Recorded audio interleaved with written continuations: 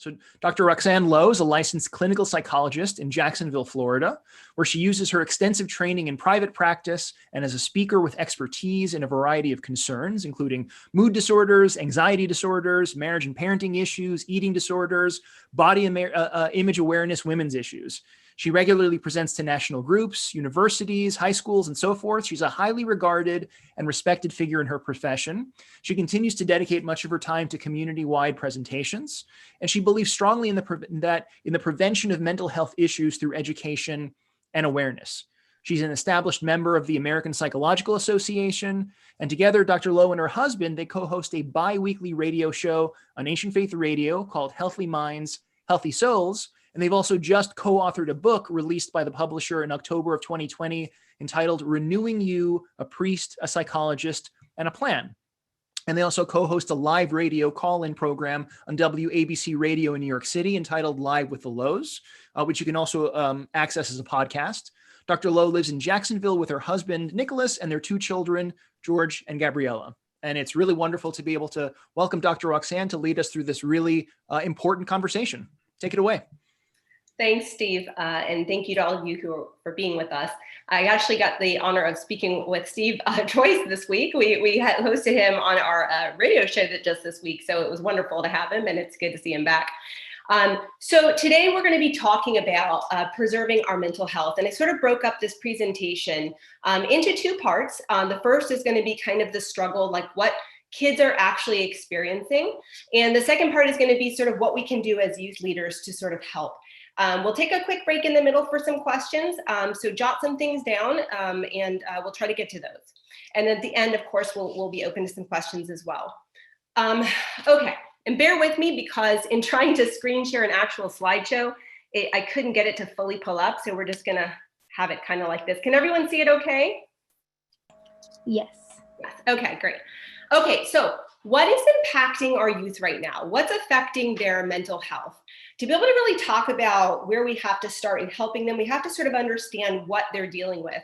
And I would say four things. Of course, there's a lot of variables, but these are sort of the top four things that I run into with a lot of youth. And the first is our culture, the culture youth are living in. Our kids today are really under attack, okay? They live in a culture that is preying on them, constantly trying to define who they are and who they should strive to be, and also what they need to be prioritizing. So we're really talking about Gen Z, right? Generation Z. And these are the folks born between 1995 and 2015. These folks are really, really under a lot of competition, under a lot of pressure. And so most of the values that they hold are success in the world, right? They're driven by, am I going to perform okay? Am I going to find a seat in college? This is the world that they live in. Parents have become helicopter parents. They were born in this generation because of the incredible pressure that kids are under. So it was kind of organic that helicopter parenting was born. There is a religious growing apathy amongst this generation. As many as 2 in 3 do not believe in God whatsoever. There's a very big fluidity around sexuality, and they're more focused on empathizing with each other than they are on traditional morals and values that might sort of get in the way and create judgment. And even among those who are going to church, roughly 60% of them are predicted to leave the church by the time they are adults. So culture is contributing immensely. Number 2, parents. Parents are incredibly well-intended, okay? We are parents ourselves. This is not an easy job, but parents aren't really listening the way that they should. They're really so busy managing their own demands of life and work and home, and it makes them appear unapproachable to kids. So kids are going sort of everywhere else to be noticed, to receive the needs that they have. And when they are at home, a lot of parents are focused on more talking at their children rather than listening and talking with their children. You know, so there's a lot of directives on how to be successful at home, in school, in work, pick up your clothes, get off the phone, do your homework. And so they're missing that kind of big picture of how kids are really doing. And then that's what they share when they walk in my office. And this is the confusion about their lives, the darker thoughts and feelings they're having that they don't really know even how to put words on and where to place that. And they're afraid to bring it to their parents. Parents do unknowingly also avoid uncomfortable topics. They often invalidate or dismiss struggles that kids are talking about, not meaning to, but they might say things like, that's not a big deal. Why are you being so dramatic, right? And so automatically minimizing a child's struggle that they're trying to sort of find a way to, talk about. Or we shame them, right? How could you doubt God in this? I can't believe you would have thoughts like that. So what's that doing? That's shaming them. So immediately at the layer of the struggle, we're stopping them right at the surface instead of kind of going one layer beneath to what's really going on. And that's where the real work happens. So rather than listening to understand and asking questions to get them to go deeper, many parents kind of cut them off at that surface layer. And so we're never really reaching what their struggle is. And lastly, a lot of parents are not creating this sort of safe environment for kids to be open because they're too reactive, right? Their own emotions come in and they kind of fuel the fire, and kids learn to just agree, even when they don't. And I've had kids tell me that more often than not, that, when mom or dad is upset, I just agree even when I don't, because it's the best way to get them to stop yelling, right? So no growth is really happening. That's just obedience and control. Which won't really help in the long run. Number 3, peer groups. This is a huge one. Peer groups that don't share godly values. Peer groups at the ages of 12 to 18, this is adolescence, identity is mostly driven by group affiliation and membership. They want to seek that membership. So just like when you become a member of a certain organization, there's certain requirements. Well, that happens for kids socially too. There are certain requirements you have to make if you're going to be part of a group. And they are not so motivated by parents' values, by the values of the faith. They're more motivated by getting that membership with whatever group they're seeking, whatever their peers are. So a lot of parents are focused on getting their kids to make better choices, right? Youth leaders trying to get their kids to make better choices rather than trying to get them around the right friends. One of the things we always teach our kids, and we teach this in our church, is if your peer group does not feel like home, you are in the wrong group, okay? And so if you don't feel you can be yourself unconditionally, then you're gonna end up changing yourself to fit the conditions, okay? So this is really the notion of what we're trying to pull kids out of. It's not about trying to change them in their group, it's about putting them in the right group. Number 4, and this is a really, really big one. There's a lack of true renewal that kids are finding in the faith, okay? And what I mean by that is many don't really know how their faith is applicable in their lives, right? And they haven't yet learned how to connect the liturgy, for instance, in their lives by praying alongside the hymns and the prayers, or taking the gospel and epistle reading and actually thinking about what it means and, hey, how does that relate to my life? Many don't even attend in the sermon. If you look around in the church during a sermon, you may not find a lot of kids even paying attention because they don't see it as relevant. And this makes sense, right? We know that kids are still learning how faith is going to ultimately serve as a foundation, but we just don't want to lose them in the process while we're waiting for them to get there. And I mean, even in my own story, I was born and raised in the Greek Orthodox Church. I never missed a Sunday. My parents, there was never a choice of whether we were going or we weren't. I was going to church. My dad was the epistle reader. My brother was an altar server. I was the organist. My mom did everything else from Sunday school to, being on church leadership committees. But I will tell you that if I hadn't met my husband, because God had a plan for me, if I hadn't met my husband, I may not be in this church today. And why is that? Because I never knew. I had this village around me, but I never understood how the church fit into my life, how it was a foundation for me. I never understood it the way it was intended to be understood. So this is important. Our kids don't just need any village, right, to raise them. They need our church. And we have to be doing what we can to get them in there. Okay, so that's what was impacting our youth prior to 2020. Let's look at 2020. Global pandemic, racial injustice, economic upheaval, major political division and unrest. We've never seen these things before. I tell my kids, this is stuff that's going to be in the history books when you sit down with your kids and you're going to see a storming of a Capitol. This is stress. This is stressful. And what's interesting is this all happened amidst a foundation of loneliness and social isolation. What is so dangerous about that? We know after 9/11, the research after 9/11 showed us that the most protective factor that buffered us against the stress of something like 9/11, something traumatic, was a sense of community and social connection, social connectedness. What did we not have in 2020? Okay, this was the perfect storm. This was the perfect storm for the enemy, right? The public health crisis, economic recession, and social isolation. So let's look at what that did to mental health. Pre versus post-COVID. Mental health pre-COVID, the number of American youth pre-COVID that were being seen in the emergency room for suicidal thoughts and self-injury had already been on the rise. It had actually doubled from 2007 to 2015. It had doubled.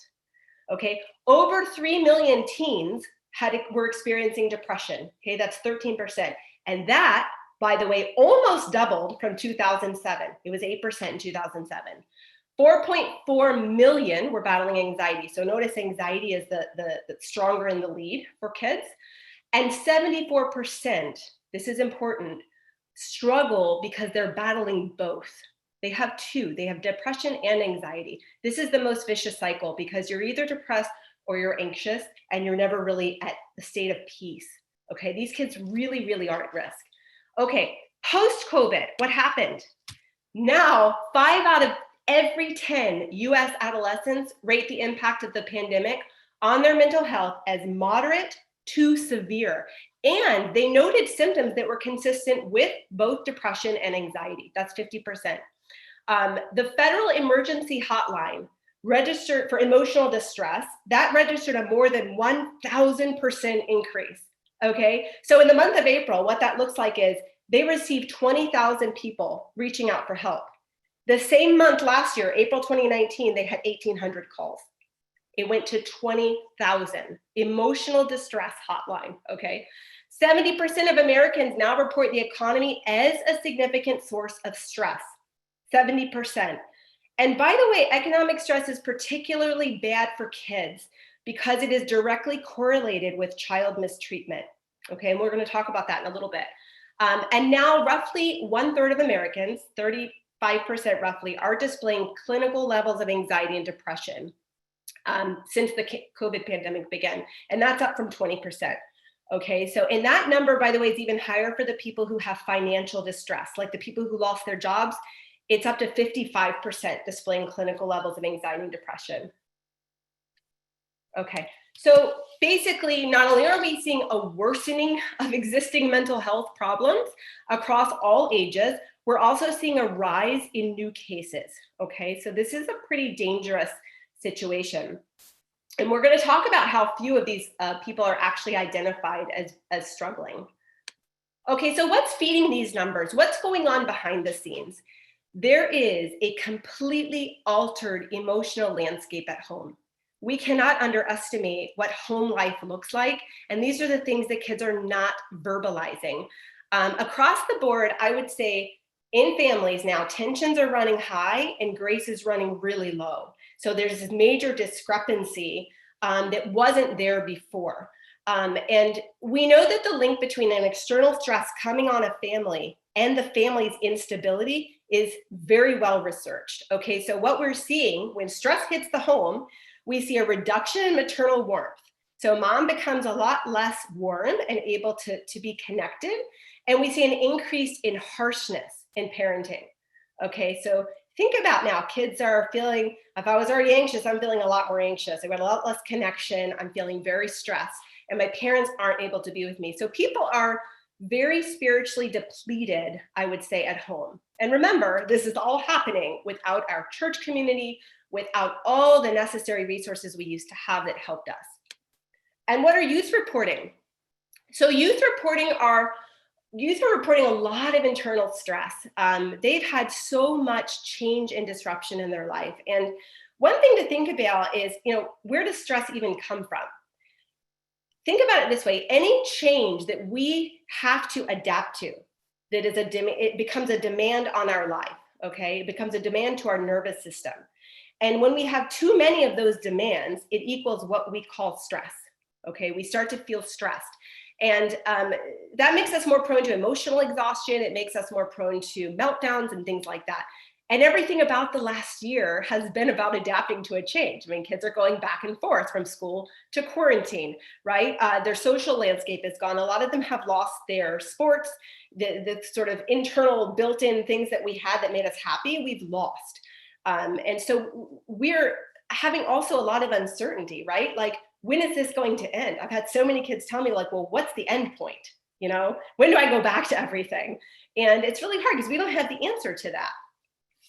There's a lot of frustration over being stuck at home. And what's bad about that is that adolescence, think about it, is typically a time where independence and self-sufficiency dominate the identity, right? I'm supposed to do things on my own, make decisions on my own. And right now they have a lack of say in just about everything. Okay, so that's heightening their frustration. And this is something that other people no one's really talking about, but there's an increased sibling rivalry. There's research has shown that external stress, decrease in mom's warmth, and conflict in the father-child relationship creates a lot of increased sibling conflict, okay? And kids are really relearning how to interact with each other. Think about how busy kids were. Kids don't play on the street anymore in their neighborhood because they're so busy in like structured activities. Well, COVID took away all of that. Kids are having to relearn, hey, how do we share things? How do we share a bathroom? How do we, get off the phone because you're making too much noise near my room? I mean, it's been a major battleground for siblings, and they're not used to those tools. We don't have them anymore. And then parents are relearning how to have their kids around almost constantly. And then we're all doing that in an environment where everyone's short fused and annoyed, right? So it's a lot of conflict. And then, the other complaints that we're getting and we're seeing in the research is the pressure that kids feel to conform to peers who are not complying with CDC guidelines. They want to hang out with their friends, but no one's really doing what they're supposed to be doing, and it's making them anxious. Or we have the other side with what's the big deal anyways, right? A lot of adolescents feel developmentally invincible. This can't touch me, nothing can touch me. And so there's the not taking anything very seriously. And the last two things I would say are grief over all the loss. Loss of our normal rhythms of life, loss of our routines, things that we looked forward to, loved ones have died, people we know have lost loved ones.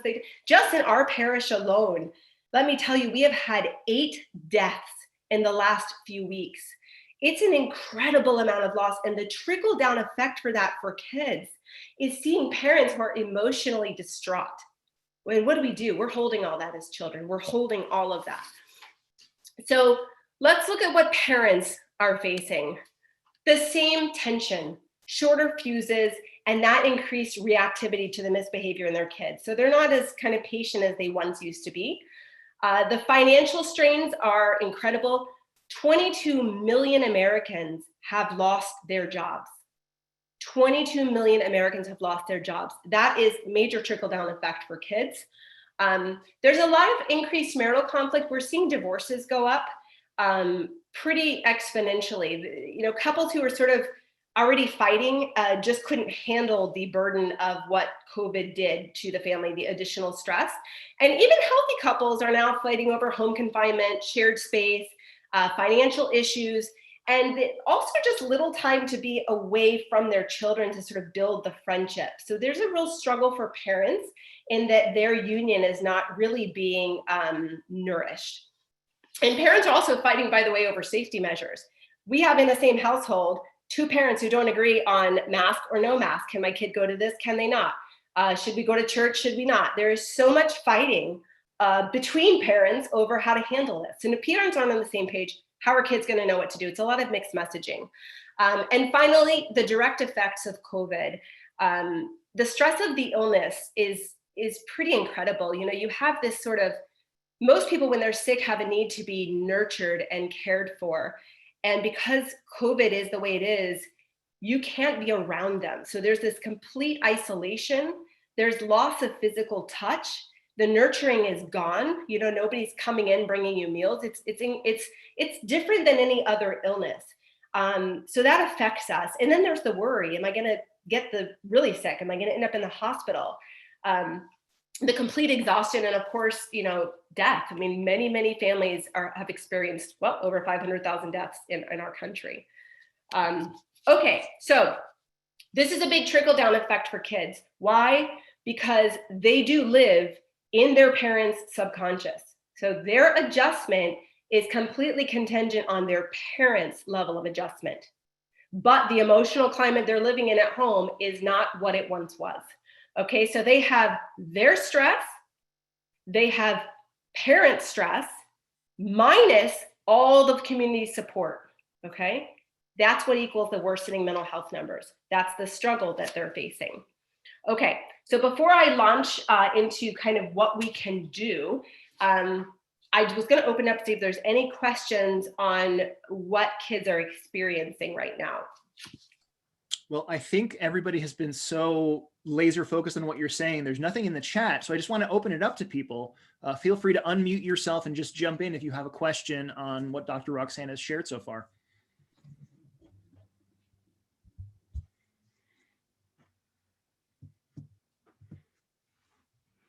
I'll raise a question.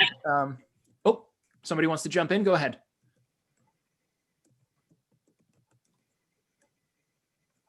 I thought I heard a voice. It's okay. Dr. Roxanne, I'll share a question. We're hearing some reporting. I don't know if this kind of gets into the next stage in terms of what we can do. Are you seeing sort of differences in terms of how kids in faith communities are responding to kids that are not? Like, is this kind of a factor that's maybe affecting the way that people are handling and people are experiencing some of the trauma and difficulty of the last year?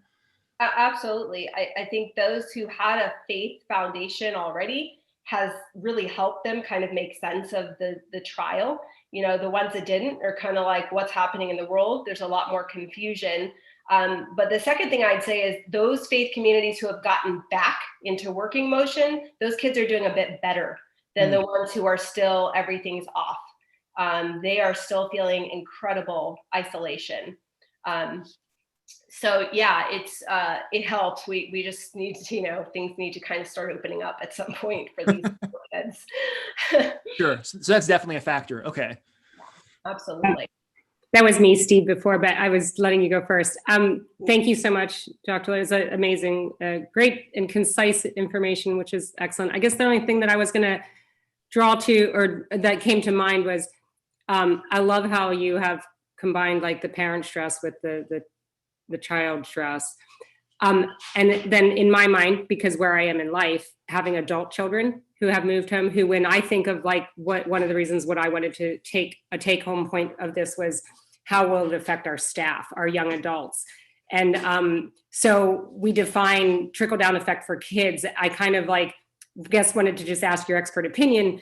It seems to me like everything you've said is not just a trickle down for kids as in terms of youth, like 12 to or 7 to 18, but inclusive of young adults who are still children of parents who are still expressing this, perfectly adults who had to move home and go back to the family model of a child, which we all know when a child moves back home now, our whole go back to the family dynamic. So I guess just some thoughts on that at some point, and that doesn't need to be now.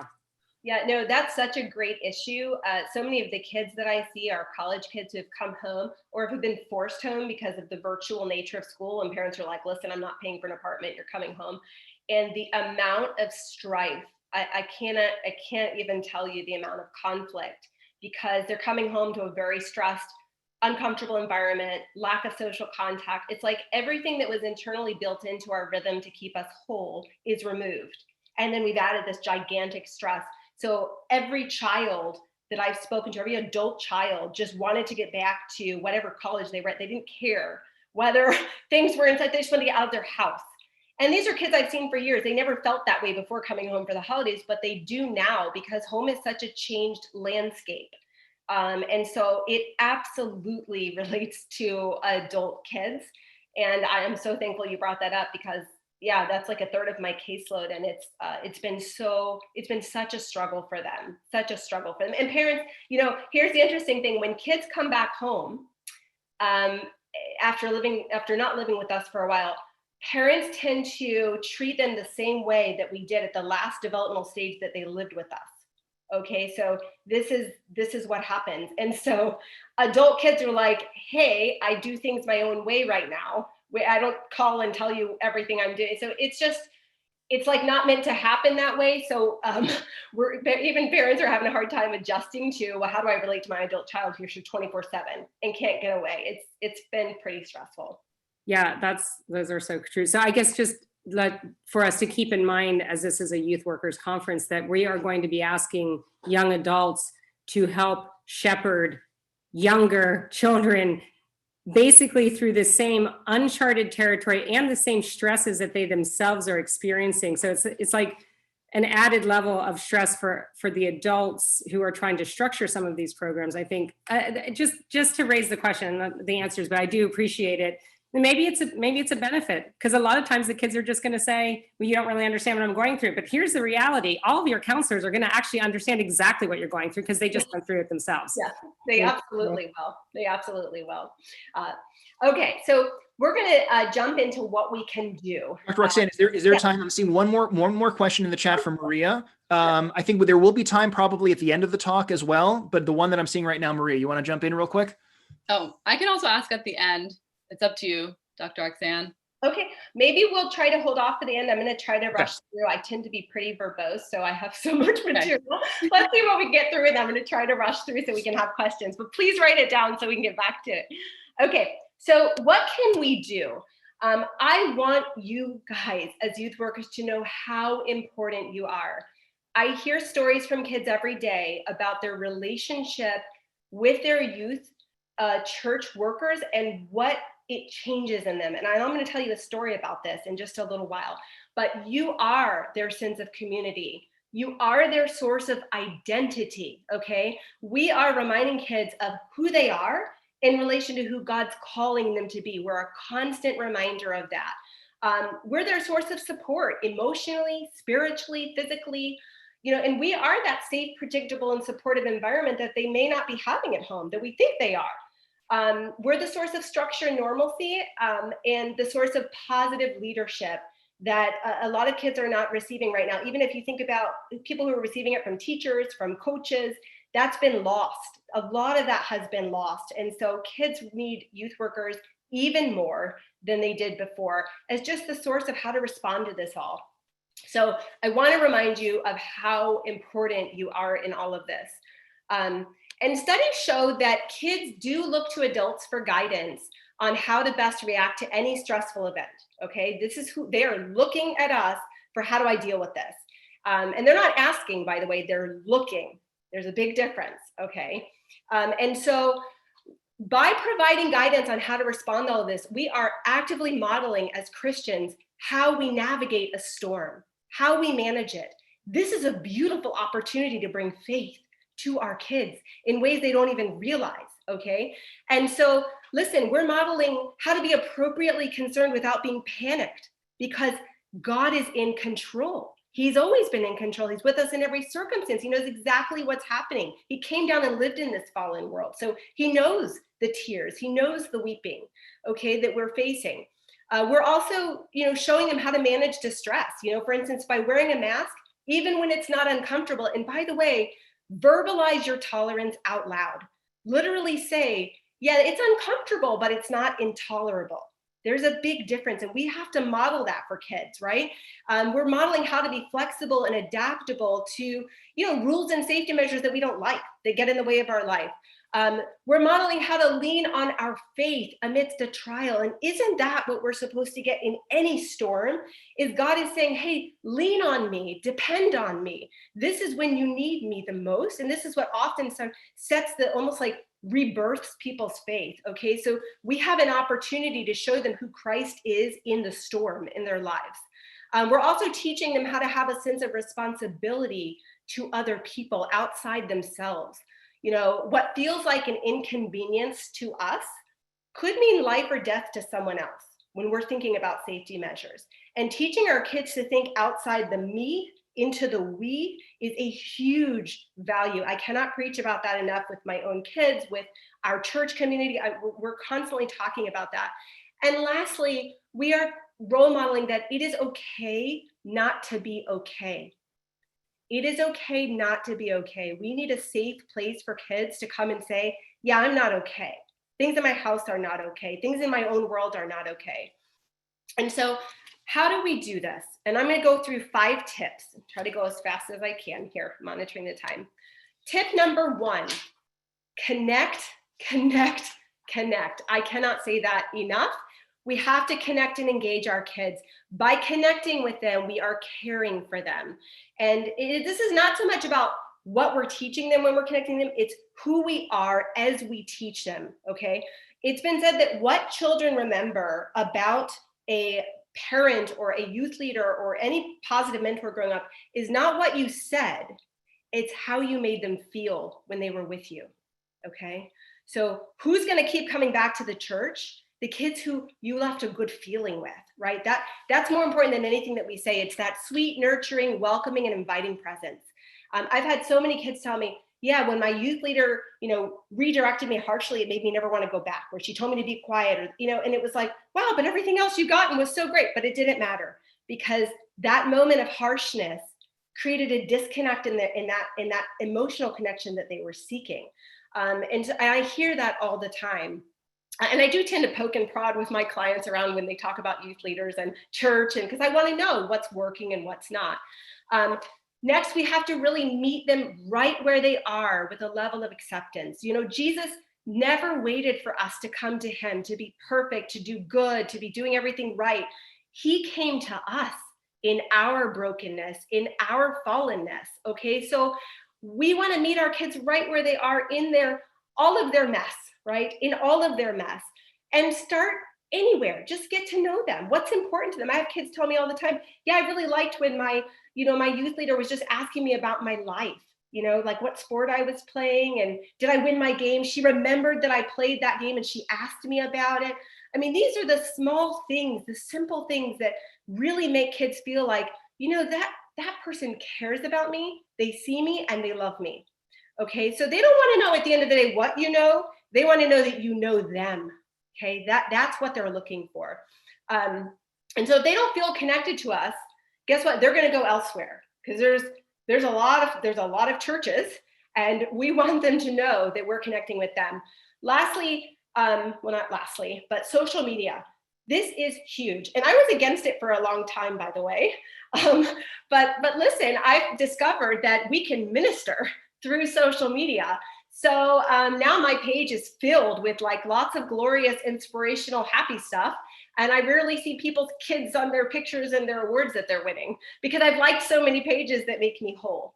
And so I want you guys to think about not acting kids' age, but speaking their language. So sort of stepping into social media, like look at what they're posting, look at who their friends are, and then put out something into social media that meets that talks about that discusses that. Suddenly they're scrolling, they're like, oh, I didn't think about that. And it stops them in the midst of what they're doing. I have seen it happen, and it's pretty amazing. And then they're sharing it with their friends. And so posting encouragement that relates to what they're dealing with is incredible. And struggles. This is the last point, but it's probably the most important. When it comes to children's struggles, I cannot say this enough. Listen, and then listen some more. Because faith is not the absence of problems. It is the presence of God's comfort and wisdom as we navigate them, as we walk through them. So that's what we have to strive to give kids. And we do that when we acknowledge their experience, right? Without being so focused on directing that experience or directing what they do with it, we're letting go of that because they're not listening. They're not looking for someone to solve all their problems when they're talking. They're just looking to feel less alone. Like I'm not the only one experiencing that, and somebody's with me, loving me through it. So I cannot say that enough. And by God's grace, this beautiful story emerged in a client I was speaking to just yesterday. And I'm going to share it with you guys because I think God put it on my lap for today. There was a girl I was talking to. She's a senior in high school. And she was pretty disconnected from the church and from her relationship with her faith. But she went to her youth Bible study. And something that the youth leader said struck a chord within her.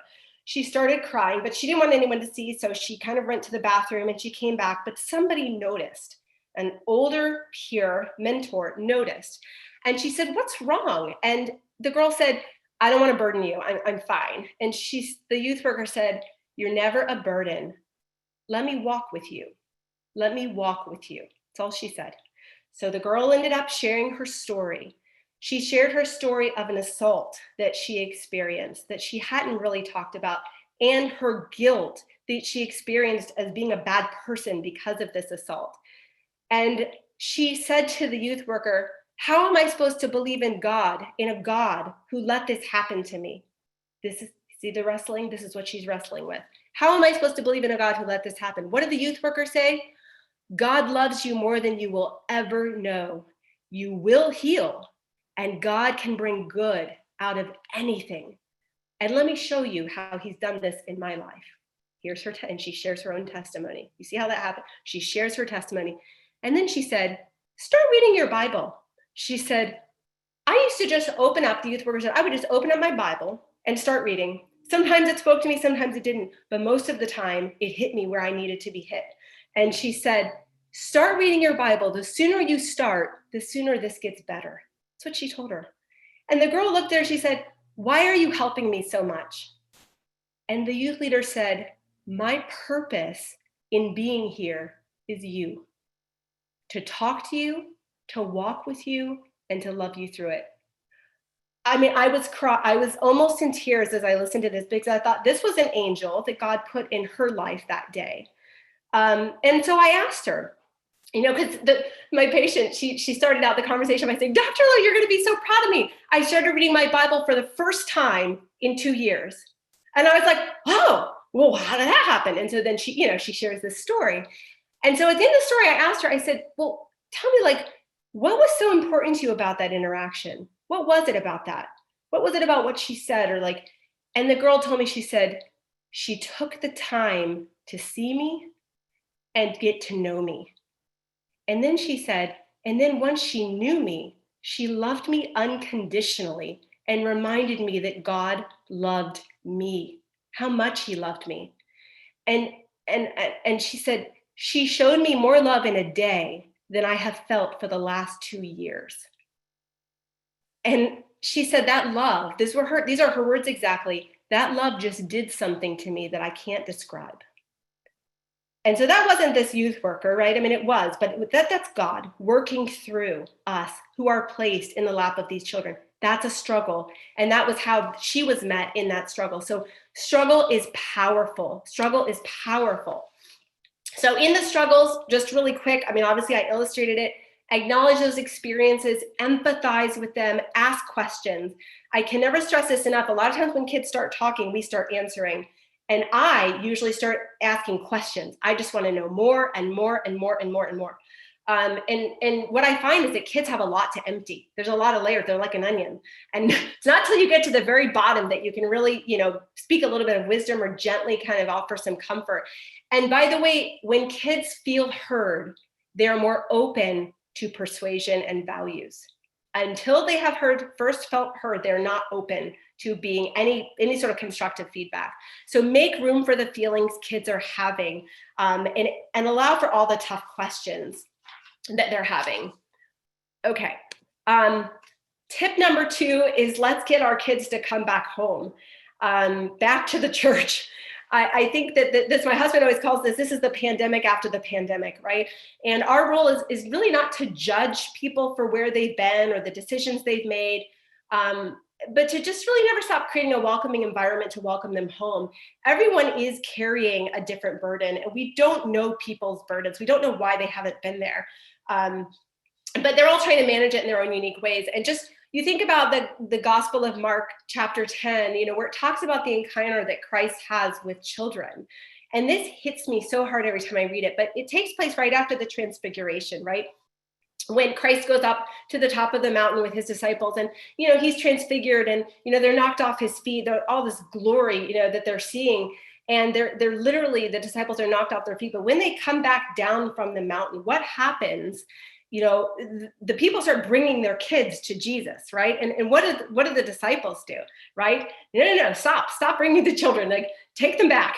And Jesus, the Bible says, and this always overwhelms me, it says, Jesus was indignant. What does that mean? He was angry. He was angry when they were hindering the kids. And he said, let the children come to me and do not hinder them, for the kingdom of God belongs to them. And that always overwhelms me when I hear that, because I think of everything that we are doing and everything, that the kids experience in the world is an obstacle, it's a hindrance to bringing kids to Christ. And so we have to be doing everything we can to not be part of that obstacle. And so in getting kids back to the church, I'm a big fan of working with parents. When parents will bring a kid in to me to see me, I end up working probably half as much with the parents as I do with the kids, because parents are a big piece of why kids are in church or are not in church. So we have to leverage that resource. And the research tells us that there's no more important influence on a young person's faith development than their parents. Okay, so we really, really have to leverage that. If your church is closed, I would say make calls to parents and start finding out what they need right now, right? Everyone's situation is different. So I really want you to enter their world a little bit. Consider holding parent webinars. A lot of people do Zoom meetings for kids and stuff like that, but parents need some webinars too, on things that they're dealing with at home, things that are relevant to their life. And that's a way to kind of get them, ushering them back toward the church and what the church is doing. If your own church does not offer an online liturgy, I would say find one that does, and then send out that link every week, encouraging your kids to create a new habit around church. Sit down with their parents, watch the service online, just like they would do in church, but really begin to create the new habit. And I would say, remember, when it comes to Zoom, obviously there's a lot of Zoom fatigue right now. My entire practice is telemedicine, so I know that the strain of my eyes at the end of a day after 9 hours or 10 hours. And so, and interestingly, in the research I read, and this was really funny, that the average attention span is down from 12 seconds, which was in the year 2000, to 8 seconds right now. That's the average attention span, 8 seconds. Okay, so probably all of you were bored after 8 seconds when I started talking in my introduction. But really, if the research then went on to say that, hey, listen, kids aren't really bored after 8 seconds. They just want to be engaged. They want someone to kind of reach through the computer and say, hey, tell me about yourself. And we're not doing that in Zoom as much. People are more distracted. It's how to connect with each other is more awkward. Like if we were in a room right now, I'd be raising hands and reaching out to you, and I could see you, and now I only see 5 of you on the screen. So it's hard, right, to interact. And if your church is open, I would say, again, make calls to parents and let them know the church is open. Don't assume they know. Hey, our church is open, and share the guidelines that you guys are, the CDC guidelines the church is using to keep them safe. And conduct a training to even show them how to wear a mask. I had a kid the other day come back from Sunday school. She was, I believe, in a Baptist church, and she said, I was so uncomfortable because everyone was wearing their mask under their nose. And she said, they're coming up to me, and when they talk to me, they would take it off. And she said, I just felt so uncomfortable because my mom's diabetic, my grandpa's this, and she's like, I never want to go back to Sunday school. So, listen, these are things that, I was sitting the other day in church, and, someone 2 rows in front of me is like, all their masks are down here. And I just want to say, hey, listen, we got to get it up here, right? So conduct a training, offer that for your youth, for your parents. And again, find out how they feel about coming to in-person events, and maybe consider something, an outdoor event after church. Kids are already there, something simple just to kind of welcome them back. And another big one I would say is talk to kids to get buy-in. When it comes to Zoom, I know, my own kids are like, Mom, I'm so zoomed out. I love this ministry, but yeah, I'm just zoomed out. So check in with them, talk to them. What are they looking for? What are they most likely to sign up for? And if you do host a Zoom event, I'm a big fan of getting kids to sign up for a certain job, get their commitment. Who's going to do the opening prayer? Who's doing the closing prayer? Who's doing the reading? Something where everyone has a job, and it's harder than not show up if you signed up for a job. I know that even with my own kids, right? Like they'll sign up because they agreed to do something. So, and text them the day before just to remind them, because kids forget. Okay, and then I'm going to skip the next one because that's more for camp. Tip number 3, lead them to Christ. And this is something you guys are all already doing, already adept at. So I'll just, comment on it for a little bit, but really this is leading them to Christ, not so much by what we say, but what we do. And when we strive to model Christ's character, and we strive to put that on ourselves, they are automatically drawn to that. They are automatically drawn to us, and by association, the church. So when we're just a voice of unconditional acceptance and love, they're yearning for it in all the wrong places. So that makes them want to come home. That leads them to Christ. And the other thing, and this is a big one I would say, is we lead them to Christ when we share the hope of God's plan for their life. And how do we do that? We start to notice and praise their specific God-given gifts. This is something the world is not doing. This is something they're only going to get from you, because what is the world noticing them for? And by the way, kids tend to cultivate in themselves the things that they were noticed for early on. So whatever they were complimented for early on, they tend to cultivate that. That becomes the thing they chase in their identity. So we want to notice them because the world notices them for beauty, talent, and achievement. Those are sort of the 3 things the world says are good. And so it's no surprise that kids' identity and worth are heavily wrapped up in these things.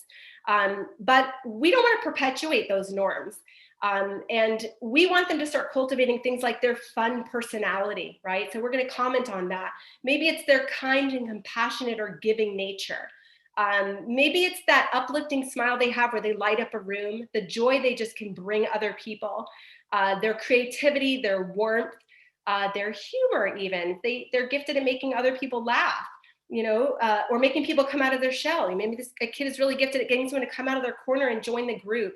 And maybe just their thoughtfulness. So those encouraging words, believe it or not, when we highlight a child's qualities, the qualities that God has placed on their soul, that speaks such life into them, and they will continue to cultivate that.